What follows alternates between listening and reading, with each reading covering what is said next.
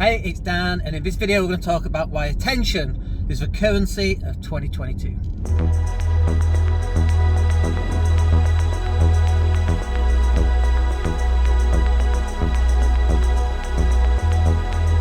Hey everybody, it's Dan, hope you're well. So let's talk about attention. Let's talk about why I say it's the currency of this year. It's not Bitcoin, it's not Dogecoin, it's attention. Look, the more attention that you can garner, the more eyeballs you have on your website, the more people who consume your content, who listen to your podcast, who watch your videos, who join in on your Facebook groups, who engage in your Facebook groups, who likes all of your content on Twitter, and so on. That person is the person that's going to win the game of business against your competitors. If you're not doing it right now, and your competitors are, we always like to use the example of a plumber. If you're out there and you're putting content out for landlords about how to look after your boilers and that kind of thing, then you are gonna get more business from those landlords. It's fairly obvious when we say it in those terms. It's so unbelievably obvious that that's what's going to happen, and yet still people are not putting out content. And so the more content you get, the more attention that you get, the more people get to know you, get to like you, they get to build credibility, you get to build authenticity, and you get to build consistency. Then naturally the next logical step is that those people will then begin to do business with you in some way or another. And that business might not be today, it might be in 6 months, it might be a year from now. I mean, one of the conversations I've just had, we've just been down to the beach from Cafe here in Spain, next to the Med. It's beautiful, nice warm day, very nice. But one of the conversations we've been having is about sales a year from now. What can we do today, maybe for free, but the customer pays for a year from now? And so, yeah, we don't make any money on that particular product right now, but we make it a year from now. And so, if we were to implement that, and we're not going to tell you what it is, but if we were to implement something like that, the way that we would sell that is through getting more attention.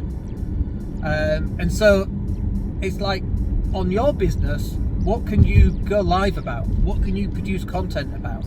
What can you get in front of people doing? Just this week, in fact, we've had 2 podcast requests, one from LinkedIn, one from Facebook, not actual LinkedIn, not actual Facebook, but companies on LinkedIn and Facebook who run podcasts asking us to go on their podcast show.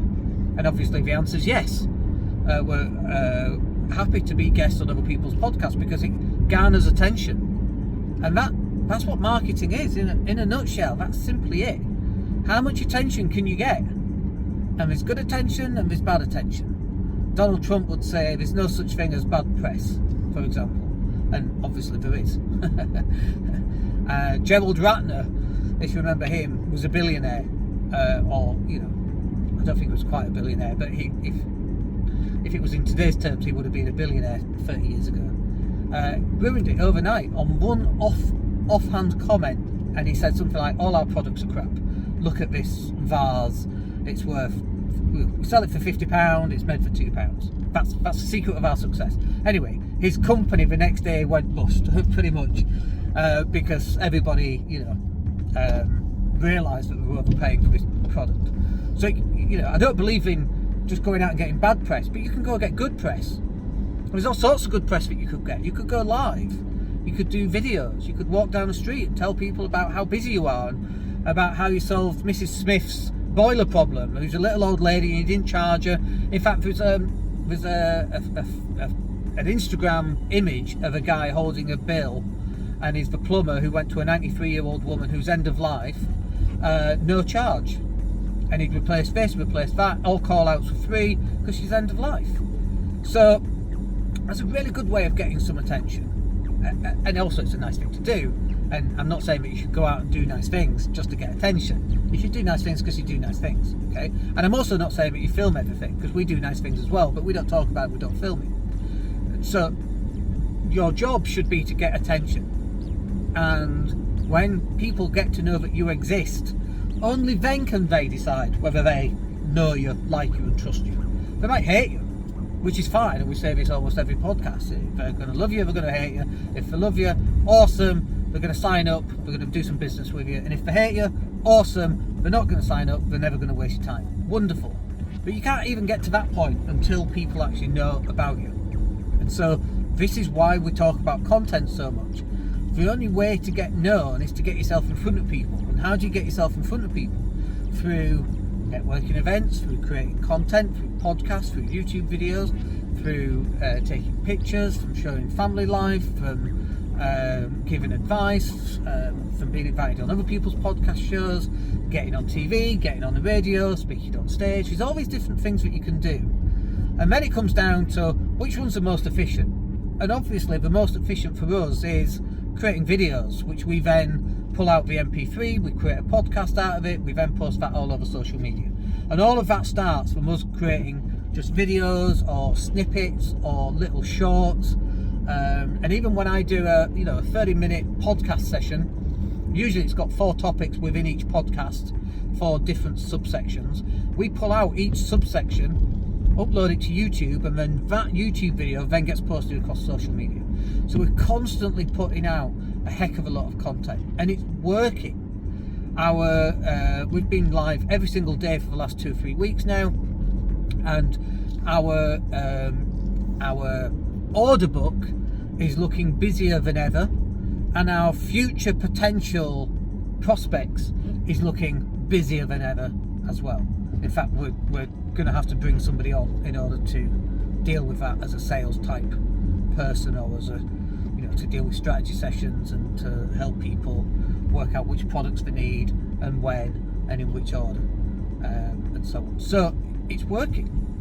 And now the key becomes, can you keep this consistent?